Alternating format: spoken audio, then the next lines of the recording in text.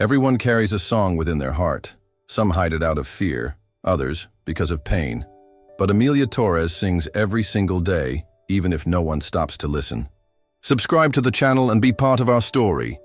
Like, comment, and share. This helps the channel grow and motivates us to keep creating magic. And we want to know you too. Tell us in the comments which city you're watching from. In the hurried streets of New York, where car horns blend with unfinished dreams and quick steps ignore invisible artists, there she is. With an old guitar, hair tied back any old way, and eyes that shine with hope, Amelia sings as if each note could heal a broken heart, starting with her own. She performs in subway stations, in strategic corners, and especially in Central Park. Her music isn't perfect, but it has soul. As her fingers strum the chords, her steady and sweet voice cuts through the rush of those passing by, awakening something dormant. Some stop for a second, take off their headphones, smile without knowing why, and move on. Others just look away, as if afraid to feel too much. Amelia doesn't sing for fame. She sings to survive. At 29, she lives in a small Brooklyn apartment with her older sister, Helena, a nurse, a realist, always with her feet on the ground and tired eyes. They get by however they can. While Helena works double shifts at the hospital, Amelia picks up babysitting gigs during the day and sells her homemade CDs on Friday nights. Music is her escape, her shelter, and her calling, even if the world hasn't answered yet. That autumn morning, the sky was clear, and Central Park pulsed with warm colors. Amelia chose her favorite spot, near the stone bridge, where the acoustics were generous and the glances less rushed. She sat on her makeshift stool, took a deep breath, and began to play. That's when she saw her. A little girl, no older than 5, standing just a few feet away. She wore a navy blue coat and held a worn-out teddy bear. Her face was delicate, eyes wide and dark, but something about her was unusual. She didn't react. She didn't smile. She didn't blink. She just watched. Amelia kept playing, as if playing just for her.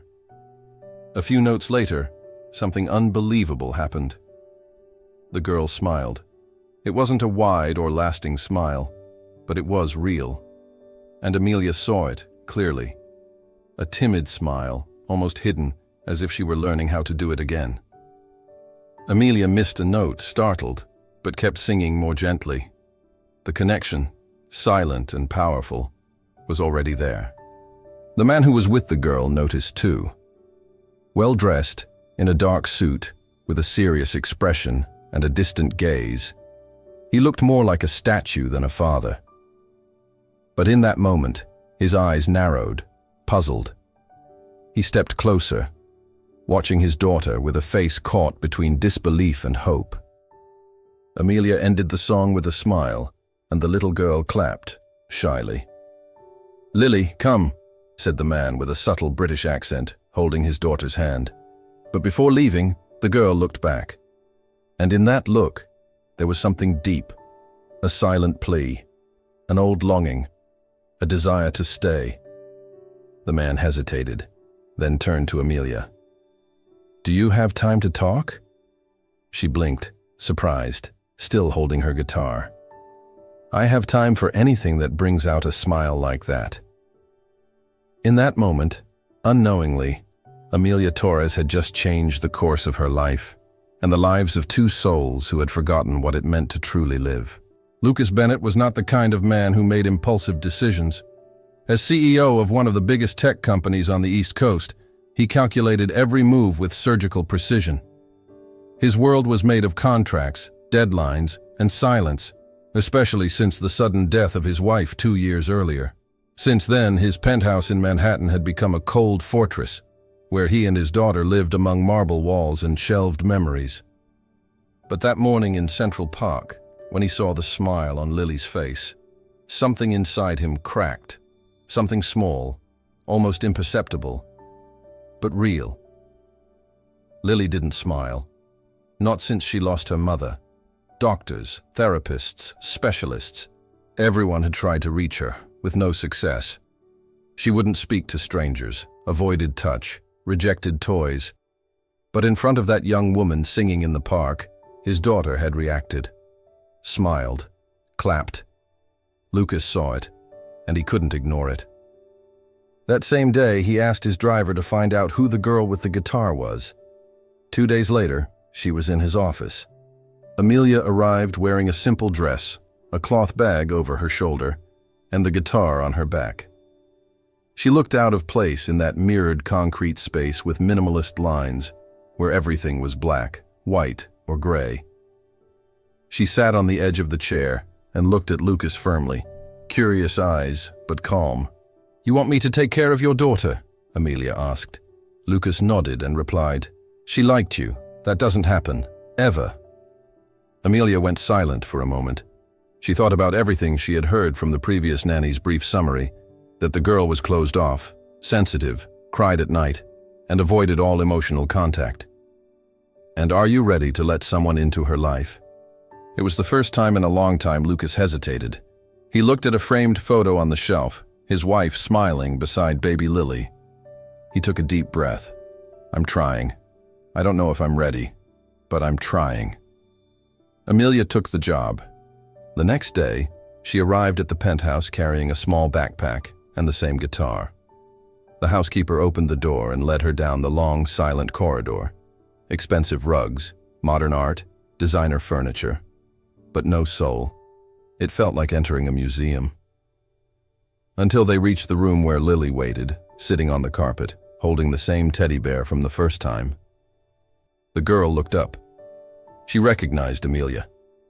She didn't smile, but her eyes lit up slightly. Amelia sat beside her slowly, without saying a word. She just took the guitar off her back, tuned the strings, and started to play a soft, improvised melody. Simple notes, calm, like a musical whisper. Lily didn't speak, but she didn't move away. She simply listened. And in that small act of staying, Amelia saw an invitation. The first day was timid, the second, warmer. On the third, Lily held her hand. Lucas watched everything from a distance. From the office doorway or the staircase, he saw his daughter slowly begin to laugh, draw with crayons, repeat whispered words from Amelia. The transformation was subtle, but visible, like snow melting under the sun. It was strange and uncomfortable, because as Lily changed, something in Lucas began to shift too, something he thought was long buried. By the third week, he came downstairs early for breakfast and found the two of them on the living room floor, building a pillow castle. Amelia looked up and smiled. "Want to help?" she asked. He hesitated, but before he could answer, Lily extended a pillow toward him. It was the first time she had invited him to play since the funeral. And Lucas, without quite knowing why, sat down on the floor. For the first time in years, outside of the routine, the pain, the armor, a new world had begun to open, and he was inside it. The third floor of the Bennett penthouse used to be the quietest in the house. That's where Lily's bedroom was, along with the studio that once belonged to her mother, and a small reading room with a view of the East River. Since Claire's passing, everything there had been left exactly as it was. The windows stayed closed, the curtains heavy, and even Lily's toys, scattered in the corner of her room, looked untouched, as if abandoned by a little girl who had also gone away, even though she was still there.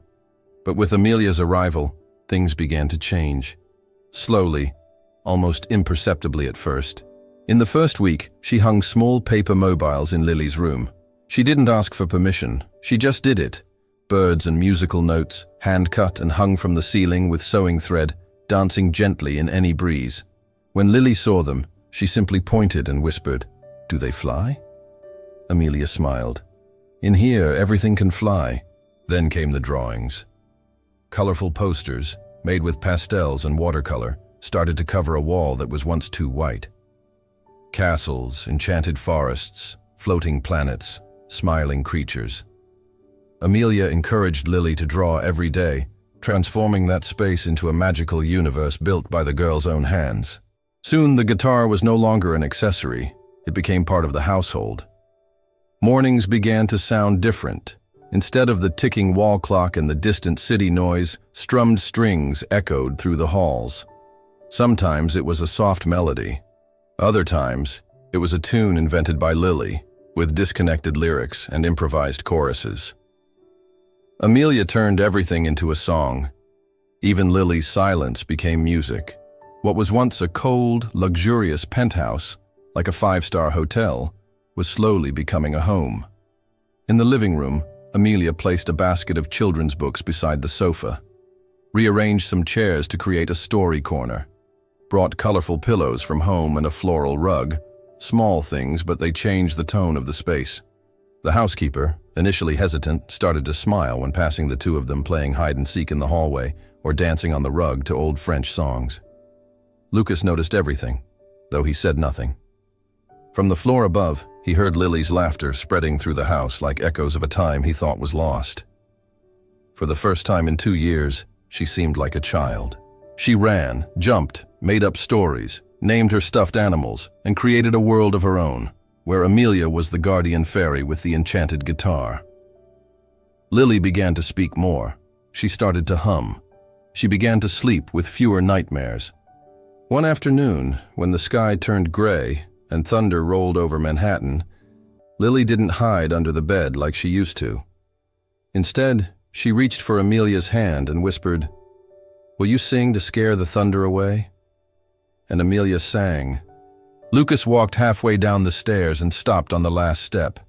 He saw his daughter lying in the nanny's lap, eyes half closed, and heard the music filling every corner of the house. He didn't have the courage to enter. He just watched, motionless. That was the moment he understood what was happening. It wasn't just Lily who was changing. The entire house seemed to breathe again, as if Amelia's music had lit a candle in every dark corner. As if, for the first time in a long while, there was warmth in the walls and color in the air. And although he wouldn't admit it, something inside him, something forgotten, was also beginning to move. Lucas Bennett had always been a man of strict routines. Wake at 5, run on the treadmill, have breakfast alone, read reports before sunrise, and head downstairs to his home office. He kept order like a suit of armor. After Claire's death, that rigid structure was the only thing keeping chaos from swallowing him whole. But lately, he was distracted. He started to realize he was taking longer to go down to the office. He stayed listening. The sound of music from upstairs didn't bother him, which was strange. In fact, he found himself waiting for it. Amelia played almost every morning. Sometimes she sang softly while making Lily's breakfast or organizing colored pencils on the play table. And Lucas, without quite understanding why, began watching from a distance. He noticed how Lily smiled more, how she now walked barefoot around the house, humming bits of made-up songs, how she sometimes called Amelia Mel, as if trying to shorten the space between them. Everything was different, and he felt it more deeply than he wanted to admit. At first, he tried to keep his distance. He was still the father, still the head of the house. But there were moments when his rigidity simply crumbled, without his permission. One morning, Amelia was sitting on the living room rug with Lily in her lap, teaching her a simple chord progression on the guitar. The little girl laughed out loud, fumbling her fingers and giggling at her own mistakes, and Lucas walked past the hallway unnoticed. He stopped, stood there for a few seconds, and smiled. A small, involuntary smile, but a real one. That evening, while reading one of the company's reports, he realized he had no idea what he had read on the last 3 pages. On another day, he found a sheet of music left by Amelia on the kitchen counter. It was one of her own compositions. Scribbles, incomplete verses, discarded chords. Lucas stood there staring at it for over 10 minutes. He, who had never been musical, felt a strange urge to understand that language, to uncover what was hidden between those crooked lines. But along with that subtle closeness came a growing discomfort. Lucas found himself increasingly tuned in to the sound of laughter, to the colors scattered around the house, to Amelia's presence. He started noticing the details, the tiny earrings she wore, the stories she told Lily at bedtime, the way she sang as if speaking to the world. Everything about her was intense, alive, and he didn't know how to handle it. One night, he passed through the living room and saw Amelia alone, sitting on the sofa, tuning her guitar. Lily was already asleep. Her eyes were closed, humming something softly, like a whisper meant only for herself. Lucas didn't interrupt. He just watched again, as someone watches a flame. He knew that if he got too close, he might get burned, but he couldn't look away. He felt guilt tightening in his chest. How could he be moved by someone when the absence of his wife still pulsed through every corner of the house? He began to dream of Claire, her laughter, her perfume. But the dreams came mixed with images of Lily singing, with Amelia's voice echoing in the background. It was all confusing, and no matter how hard he tried to maintain the coldness of before, something inside him, something deep and unsettling, was waking up. It was as if the music now filling the house was playing inside him too, breaking down the walls he'd built around his grief. And he didn't know if he was ready to hear it to the end. Night fell over Manhattan with unexpected fury. The once clear sky was taken by dense clouds, and the sound of thunder tore through the city's silence. Lightning lit up the windows of the Bennett penthouse like flashes of an unwanted memory. Wind pounded the glass, and rain streamed down the balconies like hurried tears. Lily, already in her pajamas, curled up in her room with her teddy bear in her arms. Her wide eyes searched for shelter beyond the walls. Storms always frightened her, but this one felt stronger, louder, closer. Amelia entered the room with soft steps. She had lived with Lily long enough to know that words didn't help in these moments. She sat at the edge of the bed and, without saying anything, gently stroked the girl's hair. Lily buried her face in Amelia's lap, trying to hide from the cracks in the sky. Then, softly, almost like a secret, Amelia began to sing, "Close your eyes and drift away. Through the stars we'll fly today." The melody was sweet, sad, and delicate, like a blanket made of sound. It was a song Amelia had known for a long time, though she couldn't recall where she'd first heard it. She had learned it from an old woman who used to play in the subway years ago. Over time, she adapted it, filled in the spaces with her own chords, and privately called it Dreams of Her. Lily slowly calmed down. Her breathing eased, and her eyes began to close, soothed by that firm and gentle voice. Thunder rumbled again, but it didn't scare her. Amelia kept singing, now with her eyes closed too, as if the song wasn't only for the girl, but also for herself. What Amelia didn't know was that Lucas was standing in the doorway. He had heard the song echo through the hallway and followed the sound without thinking. When he saw the scene before him, something hit him like a punch to the chest. That song. He knew it. Claire used to sing that exact melody to put Lily to sleep. The same harmony, the same verses with slight variations, but it was unmistakably hers. The song he'd heard countless times beside the crib, in the tenderest, most intimate moments of early parenthood. It belonged to them, to the family he had lost. Lucas stood frozen. His heart raced, his eyes fixed on Amelia, who now stroked Lily's hair with a tenderness painfully familiar. The music that had felt magical just seconds ago now felt like an intrusion, like a ghost refusing to leave. When the final note dissolved into the air, Lucas backed away, quietly. He returned to his room with heavy steps, his chest burning, his face tense. He didn't sleep that night. He spent hours pacing, trying to understand. How did Amelia know that song? Had she heard Claire sing it in an old video? Had she invaded his daughter's privacy to manipulate her? Or was it all just a cruel, impossible coincidence? He had no answers, only pain. And what terrified him most was the intensity of what he felt. Because deep down, what hurt wasn't just the memory of his wife. It was the fact that, for a moment, he felt something strong, something alive, and that made him hate himself.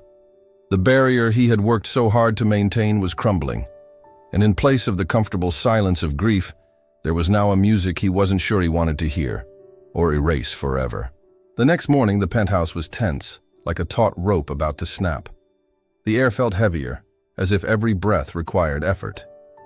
Lily woke before sunrise, sitting in the middle of her room, hugging her teddy bear, eyes puffy with sleep and her smile gone. Amelia, out in the hallway, heard the girl's slow steps. She brought with her a gentle melody on the guitar, something that could feel like a hug made of sound. Lily didn't respond. She only curled up slightly as Amelia approached, her eyes empty, still carrying the weight of the previous night. Amelia did what she always did. She sat by the bed, placed the guitar on her lap, and played. The song was gentle, aware of every silence. It reached for the place where fear and shame lived. At some point, Lily allowed her fingers to lightly brush the strings, and a fragile, pure note escaped. Lucas was standing behind the half-open door, watching, unnoticed, but not like before. This time, there was fire in his eyes. The music coming from the guitar now felt like an accusation. Each note a reminder of everything that shouldn't be happening there. His gaze hardened. Time slowed. When Amelia finished the short melody, Lily looked up at her, her eyes slightly brighter, as if trying to find some anchor in the grayness of the day. That's when he entered. Lucas's presence filled the room like a shadow. No warning, no gentle words, just him, frozen in place, breathing shallow. Amelia turned naturally, unaware of the storm behind his silence. Lily shrank even more, as if sensing that something was about to break. "What are you doing here?" Lucas's voice cut through the air like a blade. Amelia rose slowly, still holding the guitar on her leg. She tried to respond calmly. "I'm taking care of her. She's scared." "The song helps." "That song?" he interrupted, fists clenched, eyes beginning to sting. "That's hers, Claire's. You had no right. You invaded what little I had left. You came through a door that wasn't opened for you." Amelia frowned, and for a moment, the strength she always carried in her chords shifted into alert. "I never meant to intrude. I just thought she needed something to make her feel safe. I didn't know it was her song. I swear I didn't know." Lucas stepped forward. His fury was tangled with pain, a knot unraveling into anger at his own vulnerability. "Don't you get it?" he said, his voice breaking through its own harshness. "You can't replace. You can't fill what was torn away. You're getting too close. You're becoming dangerous. What you're doing here isn't just care. It's crossing a line that doesn't belong to you." Lily began to cry softly. The sound cracked something in the middle of the confrontation, but not enough to stop it. Amelia knelt, her eyes fixed on the girl, and for a second, the whole world vanished for her. Only the need to protect that child remained. She looked up at Lucas, her expression a mix of hurt and disbelief. "I never tried to replace anyone. I just wanted to help." Lily smiles every day now, after so long. "I brought color, chord by chord. And now, you're sending me away like I'm the problem." Lucas took a deep breath, his fingers trembling slightly. "I don't want her to get attached to something that will be taken away later. I don't want to see her hurt again. And you touched something that was buried. That's not healing. That's manipulation. You have no idea what you're doing with other people's pain." Amelia stood up, her face closed in silence. The guitar hung from one shoulder like unnecessary weight. She picked Lily up, who was now crying loudly, clutching the babysitter's shirt tightly. She looked at Lucas, vulnerable for the first time, without music as a shield. "I'm not going to fight for this," she said, her voice low, biting back her own despair. "I'm just going to leave." Lily cried out her name, voice cracking. Amelia gently stroked the girl's hair one last time, leaned down to place a soft kiss on her forehead, and walked to the door. In the hallway, she grabbed her bag and guitar. She didn't look back. Lucas remained in the room. The little girl curled up, pressing her face against her chest. Silence fell like a heavy curtain. The home, which had recently taken deeper breaths, began holding its air again. And Amelia left. She left behind more than just a job. She left a void too vast for words. Lily, sobbing, reached out for her, but the door had already closed. The trace of her absence echoed through the hallways. Lucas, standing, arms crossed, stared at his daughter, now huddled on the floor with her face buried in her hands, not knowing how to undo what he had done. Silence once again ruled the Bennetts' penthouse like a thick, persistent fog. Not a silence that simply filled the space, but one that swallowed it whole. The laughter disappeared. The music ceased. The colorful drawings still hung on Lily's bedroom wall, but now they seemed faded, almost erased by the absence. In the days following Amelia's departure, Lucas tried to maintain the routine.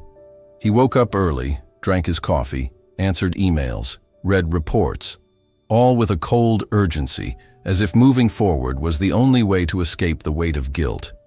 He acted as if nothing had happened, as if Amelia's absence was merely an administrative detail. But inside he was in ruins. Lily was the first to collapse. At first, she just went quiet. Then she started refusing food. She would sit at the table, pushing her food with her fork, her eyes fixed on some distant point on the wall. When asked, she would only shake her head. She didn't want to play, didn't want to go out. When the new babysitter arrived, a well-trained, polite, and kind professional, Lily didn't even look at her. She shut down completely. She went back to sleeping with the lights on, went back to having nightmares. The worst came on a Thursday night. The storm returned to Manhattan, just as intense as the one when Amelia had once sung to chase away fear. Lily ran to her father's bedroom door, but when she got there, she didn't ask for help. She just sat on the floor and began rocking back and forth, clutching her teddy bear tightly, whispering a single sentence. "Sing, Mel. Sing Amelia's melody." Lucas heard it and froze. He left his room slowly and stopped in front of her.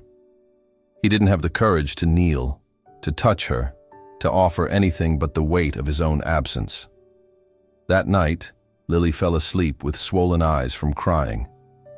And Lucas, for the first time in a long time, didn't sleep. The next day, he entered his daughter's room. He sat in the armchair that once belonged to Claire. He looked around. The colorful wall, the basket of books by the shelf, the pillow castle still partially collapsed in the corner. Everything carried the marks of Amelia's presence, but the hardest part was realizing how those marks now felt like open wounds. He went to the living room, turned on the sound system, but couldn't bear the silence that followed. He went up to his office, sat in front of the computer, but instead of opening reports, he clicked on a forgotten desktop folder. Inside, he found files he didn't even remember saving, home videos of his daughter, audio messages from Claire, old records kept out of pain or sheer fear of losing them. Among them, he found something new, a recording made by Amelia. She had sent it to the housekeeper days earlier, asking her to play it for Lily in case she wasn't around. It was a song Lily had invented and Amelia had turned into music. A gift, a pure gesture of affection. Lucas pressed play. Amelia's voice filled the room, soft, sweet, steady. The same voice he had tried to banish from the house and from memory. But now, hearing that song about courage hidden in small hearts, and the kind of longing that dances when no one is watching, Lucas felt something give way inside him. He closed his eyes and, for the first time, allowed himself to cry. It wasn't just about Amelia anymore. It was about everything he had been avoiding. Death, pain, guilt, the desperate need to stay in control. But the truth was, in trying to protect Lily, he had hurt her even more. And in his attempt not to feel, he had become absent, unreachable. Now sitting alone, eyes wet, with Amelia's voice filling the spaces he himself had emptied, Lucas understood. She hadn't intruded. She had restored what they had lost: life, color, sound, warmth. And he had sent her away. 2 days later, still looking worn and weighed down by guilt, Lucas made a decision. For the first time in a long time, he didn't act like a CEO. He didn't analyze, calculate, or plan. He simply followed the impulse of a heart that had finally awakened to the truth. He left the house at sunset, took the car himself, dismissed the driver, and drove to Brooklyn. He didn't need to check the address. He had memorized it the day he hired Amelia. He never imagined he'd use it for something like this, to ask for forgiveness. But there he was, standing in front of an old brick building, with small windows and makeshift flower pots on the balcony. He climbed the stairs slowly. Each step felt heavier than the last. When he reached apartment 3B, he took a deep breath and hesitated for a moment. Then he rang the bell. Amelia opened the door a few seconds later, her hair still messily tied back, a mug of tea in hand. She was barefoot, wearing an oversized sweatshirt, her expression surprised but calm. Her gaze, however, hardened slightly when she recognized him. "Lucas?" she said, her voice lower than expected. He stood there for a moment, unable to say anything, until finally, he forced himself to speak. "I'm not here to justify what I did. I just needed to see you, to apologize. Truly." She opened the door wider without a word and gestured for him to come in. The living room was small but cozy. Pillows on the couch, handwritten quote frames on the walls, sheet music scattered everywhere, the smell of chamomile tea mixed with soft incense. It was a living space. Lucas sat on the edge of the armchair, uneasy. Amelia kept her distance, arms crossed, waiting. "I acted badly," he began, his voice low, cracking. "When I accused you, it wasn't just about the music. It was about everything I had been holding in. I was scared to let you in, scared to let the pain out. I saw too much of you, and it scared me. Because for the first time since Claire left, something inside me started to move, and I didn't know how to deal with it." Amelia stayed silent for a moment. Then she placed her mug on the coffee table and sat on the couch, facing him. "You're not the only one who feels fear, Lucas. I have mine too. I grew up without my mother. She died when I was 8. My father broke after that. Not emotionally violent, he just disappeared, even while being there. And ever since, I've learned to fill holes with music. It was my way of breathing. When I met Lily, I saw that same absence in her. The same emptiness I carried as a child, and maybe that's why I got too involved." She paused. Her eyes were misty but steady. "I never meant to intrude. I just wanted to help the girl. And in the end, I left hurt like an intruder." Lucas lowered his gaze, ran his hands down his face and nodded. "I know. And even so, you stayed in her memory. She asks for your melody every night." She stopped talking, stopped playing. She shut down again. And I realized it wasn't you who crossed a line. It was me who built a wall. A heavy silence settled between them, until Amelia, in a delicate gesture, broke it. "Why did you really come, Lucas?" He looked up and said with raw sincerity, "Because I realized that without you, everything got worse. Because I want to fix what I broke. Because maybe we still have time to rebuild something. Not like before, but like a new beginning, if you'll allow it." Amelia didn't answer immediately, but in the depths of her eyes, a timid flame reignited. It wasn't immediate forgiveness. It was openness, possibility, hope. Amelia's return to the Bennett's penthouse was marked by a silence different from the one that had filled the days without her. It was no longer the heavy silence of absence, but one of quiet expectation, of restrained hope. Lucas greeted her with a look that mixed regret and gratitude, while Lily, eyes bright and a timid smile on her lips, ran to her, hugging her like someone reuniting with a lost piece of themselves. The house, once cold and still, began to transform again. Amelia's guitar echoed through the halls once more, bringing warmth and movement. The walls received new colors, with drawings of flowers and stars that Lily painted with the help of her nanny. The little girl began to bloom again, like a plant that, even after a storm, finds strength to grow. Lucas, though still bearing the scars of loss, allowed himself to open space for the music and affection Amelia brought. He joined in on playtime, laughed with Lily, sat at the piano to listen to Amelia play, gradually discovering the healing power that connection held for all of them. The rigidity that once ruled his gestures and words gave way to moments of tenderness and vulnerability. One sunny afternoon, Amelia suggested a trip to the park. Lucas agreed, perhaps more to observe than to participate, but soon found himself drawn into the lightness of the moment. Lily ran freely, her laughter filling the air, while Amelia sang a joyful melody. The contrast between that vibrant scene and the previous months felt like a silent miracle. When they returned home, Amelia proposed something special: to prepare a song together for a small local theater where she used to perform. The idea thrilled Lily, who immediately wanted to help choose the songs and learn the lyrics. Lucas hesitated, but in his daughter's excitement and the sparkle in Amelia's eyes, he saw a chance to reconnect what had once been broken. The following days were filled with rehearsals, laughter, and discoveries.